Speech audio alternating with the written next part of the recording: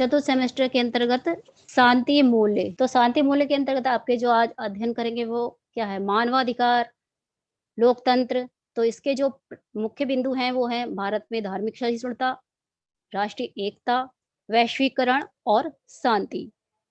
तो आप सबसे पहले ये जान लीजिए कि शांति मूल्य होते क्या हैं? तो शांति मूल्य के बारे में हम जानेंगे। शांति मूल्य के अंतर्गत वह सभी क्रियाकलाप आते हैं जो विश्व शांति, मानव कल्याण के लिए संपूर्ण मानव जाति को प्रेरित करते हैं तथा व्यक्तिगत स्वार्थ के स्थान पर सार्वजनिक हित की भावना का विकास करते हैं। शांति का जीवन में बहुत ही महत्व होता है। शांति से संतोष बढ़ता है, शांति से जीवन सुखमय होता है तथा इसके द्वारा अच्छा जीवन व्यतीत करने में आनंद का अनुभव होता है। यदि शांति भंग होती है तो इससे लड़ाई झगड़े होते हैं, जीवन दुखी हो जाता है तथा वहीं से विनाश शुरू हो जाता है। जहाँ पर शांति होती है वहाँ पर मानव का चतुर्मुखी विकास होता है। शांति के द्वारा छात्रों में अनुशासन में रहने की प्रवृत्ति का विकास होता है। तो हम यहाँ बात कर रहे थे शांति मूल्य की। तो आपने शांति क्या है इस बारे में जाना। अब शांति मूल्य क्या होता है हम इसे एक उदाहरण के द्वारा समझ सकते हैं। जब हम बाजार जाते हैं, वहां पर किसी सामान को खरीदते हैं तो उसके बदले में हम रुपए देते हैं, तब हम उसे उस वस्तु का मूल्य कहते हैं। लेकिन यहाँ पर हम इस मूल्य की बात नहीं कर रहे। यहाँ पर बात हो रही है शांति मूल्य की, जैसे कि मानव कल्याण, अंतर्राष्ट्रीय सद्भावना, सार्वजनिक हित, सभी सभी लोगों के हित के बारे में सोचना। एक मशहूर विद्वान है जैसा कि आप जानते हैं ओटावे, जिनका मानना है कि मूल्य वे विचार हैं जिनके लिए मनुष्य जीते हैं। तो इस प्रकार हमने ये जाना कि शांति मूल्य वो है जिसके द्वारा हम मानव जीवन में शांति बने रहे, एक दूसरे के साथ हम सामंजस्य बना के रखे सके। तो हम आगे बात करते हैं शांति मूल्य के महत्व के बारे में। शांति मूल्य का जो फर्स्ट जो महत्व है वो है समाज सेवा की भावना। शांति मूल्य से समाज की सेवा का भावना का विकास होता है। अगर हम चाहते हैं कि हमारे समाज में शांति का माहौल बना रहे, तो हम किसी भी मानव की दुख की घड़ी में, उसके संकट की घड़ी में उसकी मदद कर सकते हैं, उसकी सहायता करने के लिए तत्पर रहते हैं। इसे हम एक उदाहरण के द्वारा समझ सकते हैं। वर्तमान समय में हम एक भयंकर महामारी कोविड के दौर से गुजर रहे हैं। इस महामारी के दौरान एक समय ऐसा भी आया था जब कुछ जरूरतमंद लोगों को भोजन नहीं मिल पा रहा था, दवाइयाँ आदि नहीं प्राप्त हो पा रही थी। समाज के जिम्मेदार लोगों ने तब समाजसेवी लोगों ने उन जरूरतमंदों तक उन सब सामान को मुफ्त में पहुंचाकर उनकी आवश्यकताओं को पूरा किया। अब हम बात करते हैं नेक्स्ट पॉइंट, जो शांति मूल्य का महत्व है, अहिंसा को बढ़ावा देना।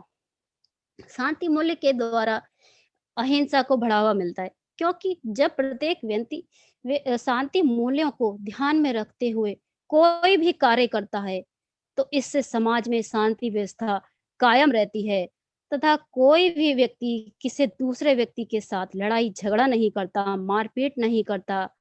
हम एक उदाहरण ही ले लीजिए कि राष्ट्रपिता जो हमारे महात्मा गांधी जी हैं, इन्होंने देश में शांति का वातावरण बना रहे, इसके लिए अहिंसा के बल पर देश को आजाद करा दिया और अंग्रेजों को देश से बाहर का रास्ता दिखा दिया। अब हम बात करते हैं नेक्स्ट पॉइंट, विश्व बंधुत्व की भावना के विकास के बारे में। व्यक्ति चाहे भारत का नागरिक हो या किसी दूसरे देश का नागरिक हो, हम उसके साथ भेदभाव नहीं करते, बल्कि हम बच्चों को यह सिखाते हैं कि हम पहले मानव हैं, बाद में किसी देश के नागरिक, तथा हम सभी एक दूसरे के साथ हैं तथा आपस में प्रत्येक के साथ भाई भाई की भावना को प्रोत्साहित करते हैं। ये सब हमारे साथ शांति मूल्य के द्वारा ही संभव है। अगले हम बात करते हैं आतंकवादी गतिविधियों पर रोक। शांति मूल्य के द्वारा जब हम शांति चाहते हैं, तब हमारे देश का कानून और कुछ खुफिया एजेंसियां, हमारे देश की सरकार हमारे जो समाज सेवी लोग हैं, समाज व्यवस्था को बनाए रखने के लिए, देश में शांति बनाए रखने के लिए अपना महत्वपूर्ण योगदान देते हैं और आतंक को बढ़ने से रोकते हैं, जिससे देश के सभी नागरिक संतोषपूर्ण और सुखमय जीवन जी सकें। हम आगे बढ़ते हैं और बात करते हैं मानवाधिकार की। हम सभी विश्व मानवाधिकार दिवस प्रत्येक वर्ष 10 दिसंबर को मनाते हैं। हमारे भारत देश में 28 सितंबर 1993 से मानवाधिकार कानून अमल में लाया गया। इसी क्रम में 12 अक्टूबर 1993 में सरकार ने राष्ट्रीय मानव अधिकार आयोग का गठन किया। आइए अब जाने इस बारे में कि मानवाधिकार है क्या? भारत में प्रत्येक मानव को कुछ अधिकार दिए गए हैं, जिसमें कोई भी दूसरा मनुष्य अन्य दूसरे मनुष्य के अधिकारों में हस्तक्षेप नहीं कर सकता। किसी भी इंसान को जिंदगी, आज़ादी, बराबरी और सम्मान का अधिकार मानवाधिकार कहा जाता है। मानवाधिकार वे अधिकार हैं जो हमारी प्रकृति या स्वभाव में निहित हैं। इनके अभाव में हम मानव के रूप में अपना जीवन व्यतीत नहीं कर सकते। मानवाधिकार और मौलिक स्वतंत्रताएं हमको पूर्ण रूप से विकसित होने के लिए अवसर प्रदान करती हैं। साथ ही इनके द्वारा मानवीय गुणों, प्रतिभाओं तथा चेतना का सदुपयोग किया जाता है तथा यह अधिकार मानवता पर आधारित होते हैं। मानवाधिकार आधुनिक जीवन जगत का महत्वपूर्ण विषय बन गया है, क्योंकि यह सहज अर्थ में सभी जानते हैं कि ये वो ऐसे अधिकारों का बोध कराते हैं जो किसी व्यक्ति के लिए केवल इसीलिए प्रदत्त होते हैं कि उसने मानव जाति में जन्म लिया है। मानवाधिकार पर कोई भी जाति, लिंग, धर्म, भाषा, रंग रूप आदि का कोई भी प्रभाव नहीं पड़ता है। अब हम आगे बढ़ते हैं और बात करते हैं मौलिक अधिकारों की। प्रत्येक मनुष्य को कुछ मौलिक अधिकार उसके जन्म से ही प्राप्त होते हैं। जैसे कि आप जानते हैं समता या समानता का अधिकार। समता से तात्पर्य है कि चाहे कोई भी गरीब हो, अमीर हो, कोई भी लिंग हो, किसी भी जाति का हो, उसे साथ में रहने का, कहीं भी कार्य करने का, किसी भी संस्थान में पढ़ने का, समता का, समानता का अधिकार प्राप्त है। जो नेक्स्ट पॉइंट है वह है स्वतंत्रता का अधिकार। इस अधिकार के अंतर्गत अब जैसा कि हम सभी जानते हैं कि हम जैसा जीवन जीना चाहें, अपनी मर्जी से स्वतंत्रता पूर्वक जहाँ भी रहना चाहें रह सकते हैं, जीना चाहें, कोई भी हमारे इस कार्य में रोक-टोक नहीं कर सकता। अगर कोई ऐसा करता भी है, रोक-टोक हमें पहुँचाता है हमारे कार्य में, तो हम उसके विरुद्ध कानूनी की मदद ले सकते हैं। अब हम आगे बढ़ते हैं और बात करते हैं शोषण के विरुद्ध अधिकार की। मान लीजिए अगर किसी भी के साथ शोषण हो रहा है, तो वह उसके विरुद्ध अपनी आवाज़ उठा सकता है। हमें ये अधिकार प्राप्त है। एक उदाहरण ही ले लीजिए कि अगर कोई मज़दूर है जो किसी मिल में काम करता है और उसका मालिक उसे नित्य प्रतिदिन पूरे काम के घंटे के हिसाब से कम रुपए देता है, तो वह अपने साथ हो रहे इस अन्याय के प्रताड़ना के लिए कानून की मदद ले सकता है। अब हम आगे बात करते हैं धर्म की स्वतंत्रता के अधिकार के विषय में। हमें धर्म की पूर्ण स्वतंत्रता प्राप्त है। हम जैसा भी धर्म अपनाना चाहें, अपना सकते हैं। अगर हम किसी एक धर्म को छोड़ना चाहें और उसकी जगह किसी दूसरे धर्म को ग्रहण करना चाहें, तो हम ऐसा कर सकते हैं। हमारे इस कार्य में कोई भी दूसरा व्यक्ति दखल नहीं दे सकता। अब आगे बात बढ़ते हैं और बात करते हैं संस्कृति या शिक्षा का अधिकार। हम जहाँ भी, जिस भी संस्थान, जिस भी शहर से शिक्षा प्राप्त करना चाहें, जैसे भी इंस्टीट्यूट से शिक्षा प्राप्त करना है, जिस भी जगह, प्रदेश, राज्य, जहाँ भी चाहें शिक्षा प्राप्त कर सकते हैं। हमें इसका अधिकार प्राप्त है। अब नेक्स्ट पॉइंट है संवैधानिक उपचारों का अधिकार। संवैधानिक उपचारों के जो अधिकार है, ये डॉक्टर भीमराव अम्बेडकर ने बनाया था। इस जो कि अनुच्छेद 32 से 35 को संविधान का जिन्होंने बताया है कि ये संविधान का हृदय और आत्मा की संज्ञा दी है इनके द्वारा। इसके अंतर्गत 5 प्रकार के प्रावधान बताए गए हैं, जैसे कि बंध्य प्रत्यक्षीकरण, परमादेश, निषेधाज्ञा, अधिकार परीक्षा, उत्प्रेषण, रिट। बंदी प्रत्यक्षीकरण रिट का तात्पर्य है गिरफ्तार व्यक्ति को न्यायालय के सामने प्रस्तुत किया जाता है ताकि न्यायालय यह देख सके कि जो व्यक्ति गिरफ्तार किया गया है, उसकी ये गिरफ्तारी कानूनी दृष्टि से सही है कि कहीं ऐसा तो नहीं है कि उसे गैर कानूनी तरीके से गिरफ्तार किया गया। अगर उसे इस तरीके से गिरफ्तार किया गया है कि वह गैर कानून है, तो उसे न्यायालय मुक्त करने की आज्ञा दे सकता है। यह लेख किसी निजी स्वतंत्रता के रक्षा अर्थ के लिए महत्वपूर्ण अधिकार माना जाता है। अब बात करते हैं परमादेश के विषय में। यह आदेश तब जारी किया जाता है जब न्यायालय को यह पता होता है कि कोई विशेष अधिकारी अपने कानूनी कर्तव्य की अवहेलना कर रहा है। इस कारण किसी अन्य व्यक्ति के अधिकारों या अन्य दूसरे व्यक्तियों के अधिकारों का अतिक्रमण हो रहा है या हनन हो रहा है, तब यह आदेश जारी किया जाता है। और नेक्स्ट है प्रतिषेध। यह एक वरिष्ठ या उच्चतर न्यायालय द्वारा अपने अधीनस्थ न्यायालय को तब जारी किया जाता है अथवा आदेश दिया जाता है जो उसको अपने क्षेत्राधिकार से बाहर केस की सुनवाई न करने का आदेश देता है। अब नेक्स्ट पॉइंट पे आते हैं अधिकार प्रचार। यदि न्यायालय को यह पता हो कि कोई व्यक्ति ऐसे पद पर आसीन है अथवा ऐसे कार्य कर रहा है जिसके लिए वह कानूनी रूप से स्वीकृत या अधिकृत नहीं है, तो न्यायालय उसे यह पद छोड़ने या उसे कार्य न करने की आज्ञा दे सकता है। अब दूसरा नेक्स्ट है उत्प्रेषण। जो कि प्रेषण रिट कहा जाता है इसे, यह रिट किसी अधीनस्थ न्यायालय को अपने यहाँ लंबित पड़े किसी केस को उच्चतर न्यायालय में प्रेषित करने की आज्ञा है ताकि वहाँ केस की अच्छे ढंग से प्रभावशाली तरीके से उसकी सुनवाई की जा सके। आगे बढ़ते हैं और बात करते हैं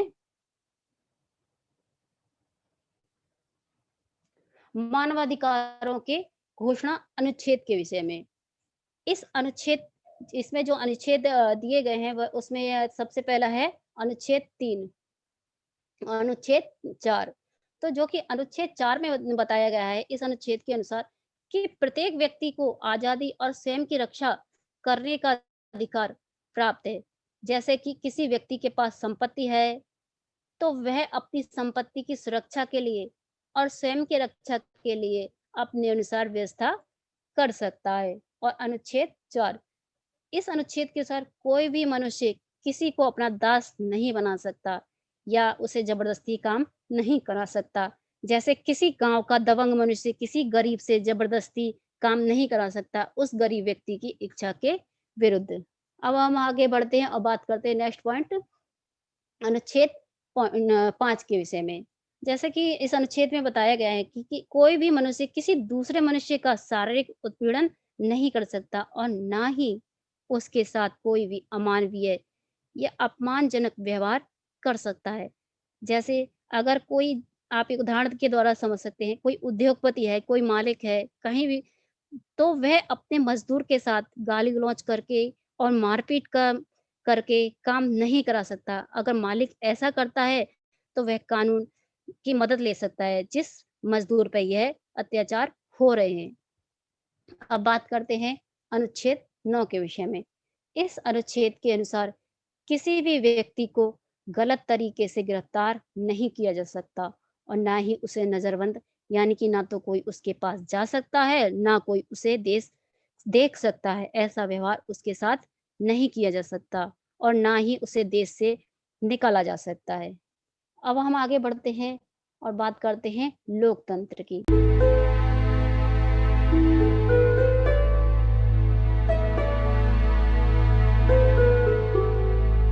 लोकतंत्र जैसा कि डेमोक्रेसी शब्द है, यूनानी भाषा के डेमोस क्रेसिया से मिलकर बना है, जिसमें लोक का तात्पर्य है लोक तथा तंत्र का तात्पर्य है शासन विस्तार।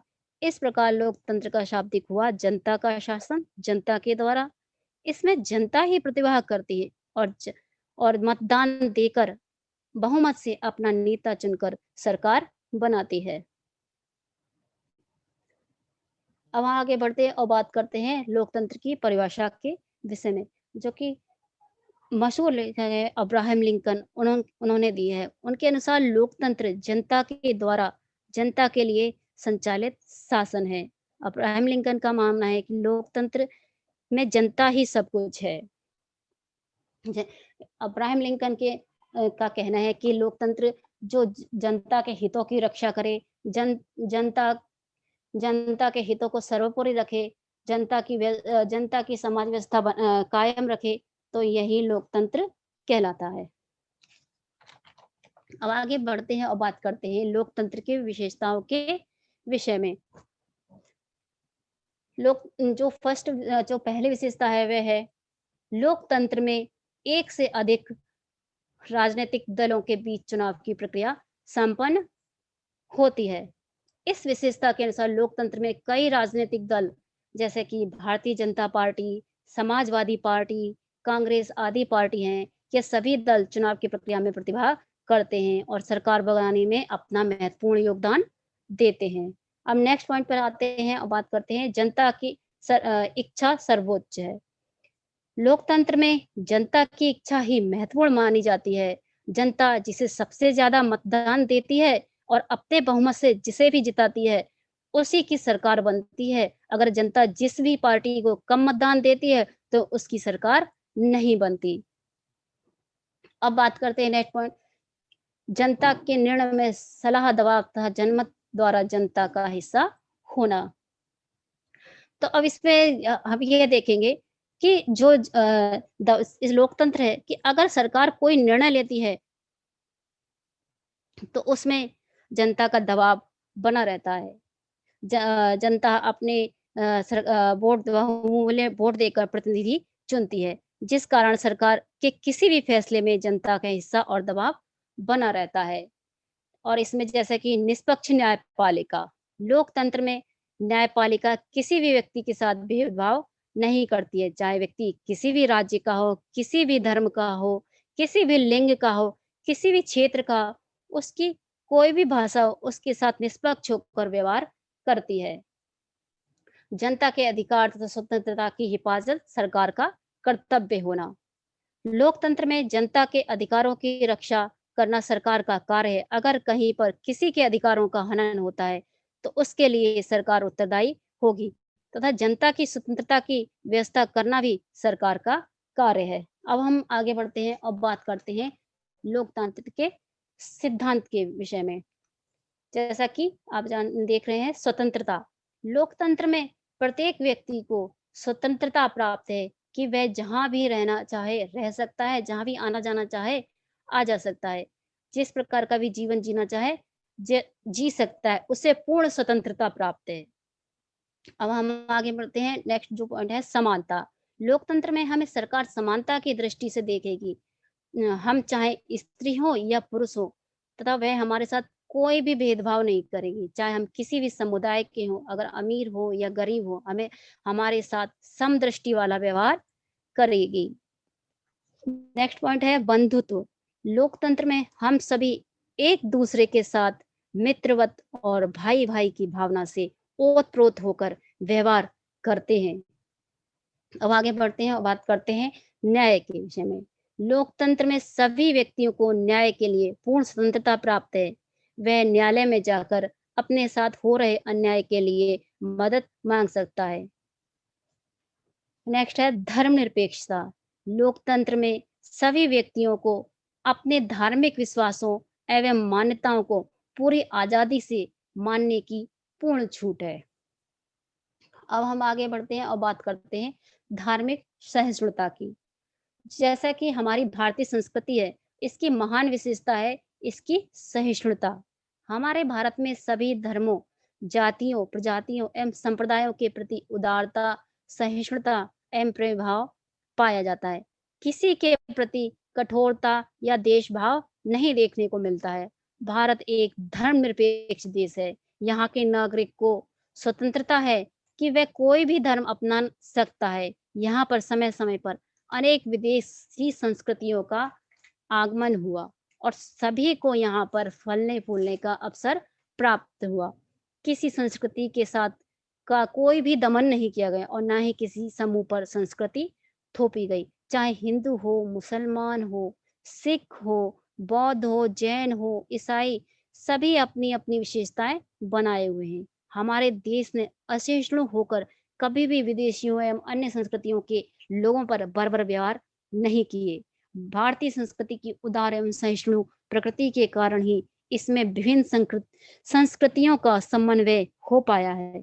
हमारे देश में राम, रहीम, कृष्ण और करीम की एकता स्थापित कर महापुरुषों द्वारा हिंदू और इस्लाम धर्म में समन्वय करने का प्रयत्न किया गया है। बुद्ध को कृष्ण की भांति अवतार माना जाता है। बोधि वृक्ष हिंदुओं का भी पवित्र वृक्ष है। इस प्रकार स्पष्ट हो जाता है कि भारतीय समाज एवं संस्कृति में समन्वय की महान शक्ति है। अब हम आगे बढ़ते हैं और बात करते हैं राष्ट्रीय एकता। हमारा जो भारत देश है विभिन्नताओं का देश है। भौगोलिक बनावट, जलवायु, जनसंख्या, प्रजाति, धर्म, इतिहास, राजनीति, भाषा, संस्कृति एवं समाज व्यवस्था की दृष्टि भारत के विभिन्न भागों में अनेक विशेषताएं पाई जाती हैं। इन विविधताओं के बावजूद भी विभिन्न लोगों, जातियों एवं समुदायों के बीच एक अनोखी समानता एवं एकता हमारे भारत में सदैव विद्यमान रही है। भारत के उत्तर में हिमालय, दक्षिण में पठार एवं समुद्र तट, पश्चिम में थार का रेगिस्तान, पूर्व में पहाड़ी भाग एवं मध्य में मैदानी भाग है। पहाड़ी, मैदानी, पठारी एवं समुद्र तटीय क्षेत्रों के निवासियों के खान पान, पहनावे, भाषा, रहन सहन, प्रथाओं, त्योहारों एवं उत्सवों भिन्नताएं पाई जाती। फिर भी हमारे संपूर्ण भारत एक संगठित इकाई एवं राष्ट्र है। भारतीय संविधान में हमारी इस एकता को बनाए रखने के लिए आश्वासन दिया गया है और सभी धर्मों, भाषाओं, प्रांतों एवं जातियों, प्रजातियों के लोगों के हितों की रक्षा करने एवं देश के पिछड़े, दुर्बल एवं निर्धन लोगों के उत्थान के लिए कल्याणकारी योजनाएं बनाने की बात की गई है। इस बारे में बताया गया है। हमारे भारत देश में इतनी विविधताएं हैं देखने को मिलती हैं, लेकिन फिर भी हमारा जो 15 अगस्त है, 26 जनवरी है, 2 अक्टूबर है, ये जो राष्ट्रीय त्योहार हैं एक साथ और एक दिन मनाए जाते हैं। हम एक उदाहरण ले सकते हैं, एक वृद्ध की लकड़ी का। आपने इस उदाहरण को अक्सर देखा हो कि एक वृद्ध ने अपने बेटों को एक एक लकड़ी दे दी और कहा कि इन चारों लकड़ियों को तोड़ो। तो वो लड़के तोड़ नहीं पाए और फिर कहा अब तुम सब एक करके और दूसरी लकड़ियां दी और कहा इन सबको एक एक साथ तोड़ो। तो वह लड़के तोड़ नहीं पाए। तो उन्होंने जो एक एक लकड़ियां दी थी तो उन्होंने एक एक करके तोड़ी, पर जो संयुक्त एक साथ इकट्ठी करके दी थी तो वो लड़के नहीं पाए। तो उस वृद्ध ने कहा कि एकता में शक्ति है, संगठन में शक्ति है। इसी तरह हमारे देश में अंग्रेजों ने फूट डालो और राज करो की नीति अपनाई, लेकिन फिर भी हमारे राष्ट्रपिता महात्मा गांधी जी ने सबको एक सूत्रता में बांधकर देश को आजाद करा दिया। अब आगे बढ़ते हैं और बात करते हैं राष्ट्रीय एकता की बाधाओं को दूर करने के उपाय के विषय में। समाज के सभी वर्गों के विकास हेतु हमें प्रयास किए जाने चाहिए, चाहे वो गरीब हो, निर्धन हो, किसी भी वर्ग का हो, समुदाय का हो, उसके लिए तरह तरह की योजनाएं, जिससे कि कोई अगर ज्यादा अमीर हो तो वह ज्यादा अमीर ना हो, और कोई व्यक्ति गरीब है तो उसके विकास के लिए उसको प्रेरित करना चाहिए, उसे तरह तरह की योजनाओं से अवगत कराना चाहिए कि ये योजनाएं अपनाएं कि ताकि वह गरीब और गरीब ना हो जाए। शिक्षा जगत में एक क्रांति से लोगों में जागरूकता एवं ज्ञान एवं राष्ट्रीय एकता से मूल्यों का संचार किया जा सकता है। शिक्षा के द्वारा भी हम लोगों को जागरूक करके ज्ञान पहुंचाकर अपनी राष्ट्रीय एकता को कायम रख सकते हैं। शिक्षा ही हमारा एक साधन है जिससे हमारे देश में एक राष्ट्रीय एकता और भाईचारा बना रह सकता है। अब आगे बढ़ते हैं और बात करते हैं कि शासन को हमें हमारे देश में ऐसी कठोर नीतियां अपनानी चाहिए जिससे कि हमारे देश में हिंसात्मक और जो हमारे आपस में छिन्न भिन्न करने वाली हैं, अलगाववादी शक्तियां हैं, आतंकवादी जो लड़ाइयां करवाती हैं, उन गतिविधियों पर, उन क्रियाकलापों पर सरकार को नियंत्रण लगाना चाहिए जिससे कि हमारे देश में अशांति न फैले और हमारे देश में एकता कायम रहे। राष्ट्रीय नीति के द्वारा लोगों में आर्थिक विषमता उन्मूलन के सार्थक प्रयास किए जाने चाहिए। हमारे लोग समाज में मध्यम वर्गीय, उच्च वर्गीय, निम्न वर्गीय जो खाई बनी हुई है उसको दूर किया जा सके। विभिन्न प्रदेशों एवं भाषाई राज्यों के बीच सांस्कृतिक आदान प्रदान हमें अपनाने चाहिए। जिससे कि हमारे देश में हम दूसरे की जो संस्कृति है उसको जान सकें और वो हमारी संस्कृति को जान सकें, जिससे कि हम उनकी संस्कृति से अवगत हों और वह हमारी संस्कृति से अवगत हो, वो हमारे यहाँ आकर तरह-तरह के सांस्कृतिक आयोजन करें और हम उन्हें अपने यहाँ निमंत्रण दें कि हम उनकी संस्कृति को जानें और ऐसे ही आदान-प्रदान चलता रहे। अब आगे बढ़ते हैं और बात करते हैं वैश्वीकरण और शांति की। हम जब हम विश्व स्तर पर प्रक्रिया से है, जिसे हम वैश्वीकरण कहते हैं। शांति प्रगति के लिए अत्यंत आवश्यक है, जैसे कि वैश्विक प्रगति पर लागू होती है। विश्व शांति से हमारी वैश्विक प्रगति का मार्ग प्रशस्त होता है।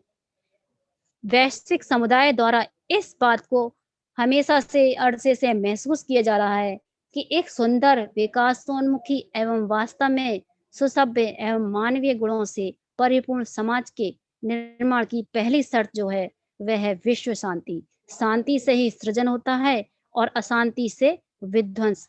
विध्वंस से मानवता कराती है, जबकि सृजन से इसका रूप निकलता है। यही कारण है कि विश्व शांति को एक बेहतर दुनिया बनाने के आदर्श के रूप में देखा जा सकता